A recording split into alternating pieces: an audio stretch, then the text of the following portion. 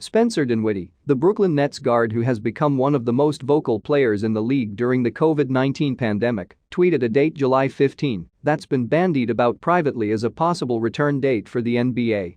For weeks, the mid-July return has been buzzed about in league circles, with optimism about a return to play transforming into concrete expectations. Dinwiddie's tweet came a day after Lakers forward Jared Dudley told reporters that he expected the NBA to expand workout capabilities in the first week of June. Others in the league viewed this as a pathway to training camps opening before the end of the month. As dates start to trickle out about the NBA's return, the league has been shut down since March 11. It's important to remember that even the best NBA plans still have their foundations built on uncertain ground.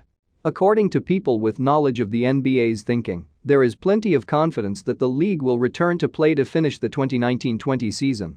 The mechanics of that return, the when, the where and the how, are still fluid. One person with knowledge of the situation told The Times that a mid-July timetable for a return might be too early, though things could certainly change as new and better information about the pandemic becomes available. More concrete information is expected around June 1. Any return would be contingent on extensive testing for players, teams officials and anyone else involved in the league's resumption.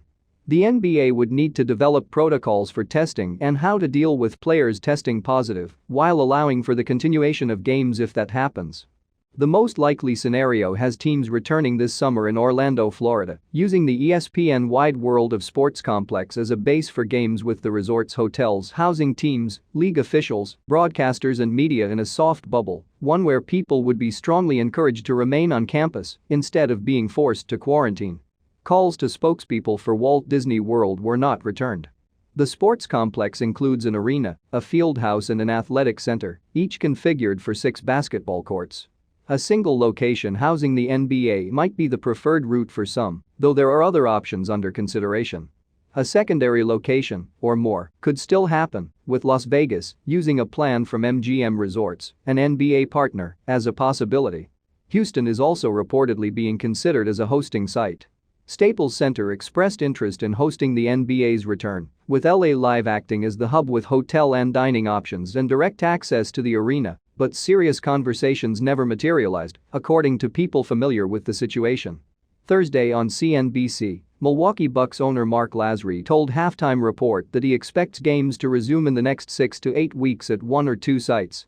"We're getting a lot closer," Lasry said. "I think just to make it easier for everybody, it will probably be 2 sites. Maybe have the West on the Vegas side and the East on the Orlando side." The league has still not settled on who will be coming back. Earlier this month, the NBA had hopes of salvaging as much of its regular season as possible, with teams returning to play whether or not they were in the playoff picture. The NBA has continued evaluating other scenarios, including one in which only playoff teams would return and another with some sort of play-in tournament for teams in the hunt for the final postseason spots.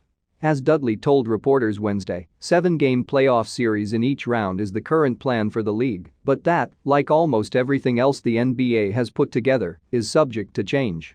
And that's all for this video. Please like, share, subscribe and hit the notification bell icon for more updates.